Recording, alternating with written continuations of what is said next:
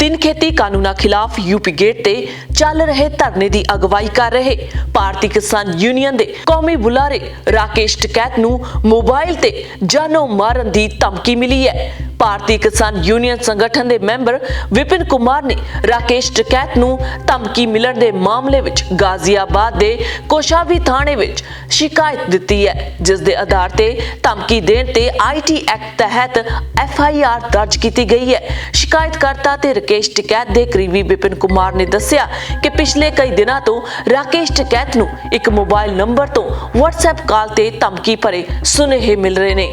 उधर दिल्ली के सिंघू बॉर्डर कोल किसान मजदूर संघर्ष कमेटी के वखरे मंच कोल समाजिक कारकुन प्रोफेसर मनजीत सिंह नाल दीप सिद्धू के कथित समर्थकों वालों उलझण की कोशिश की गई।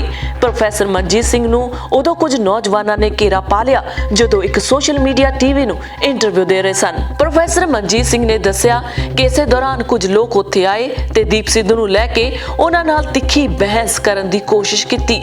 उन्हां दस्सिया कि उन्हां लोकां दी भाषा धमकीनुमा सी ते लाल किले दी हिंसा नूं लैके गिरफ्तार दीप सिद्धू नाल उन्हां नूं खामखा जोड़न दी कोशिश कर रहे सन। प्रोफेसर ने कहा कि पुरानियां तस्वीरां दे आधार उत्ते ओह लोग मेरा नाम दीप सिद्धू नाल जोड़न दी कोशिश कर रहे सन ते बहस उपर उतारू हो गए। मनजीत सिंह ने कहा है कि उन्हां कदे भी दीप सिद्धू नाल मंच साझा नहीं कीता। जिन्हां तस्वीरां दा ओह नौजवान जिक्र कर रहे सन ओह पंजाब बंद अंदोलन दौरान दियां सन। उन्हां दस्सिया कि डॉक्टर अंबेडकर जयंती मौके बुद्धिजीवियां ते होर समाजिक कारकुनां दा 17 व्यक्तियों का काफला सिंघू विखे इन्हां समागमां दा हिस्सा बन लई पुज्जा सी।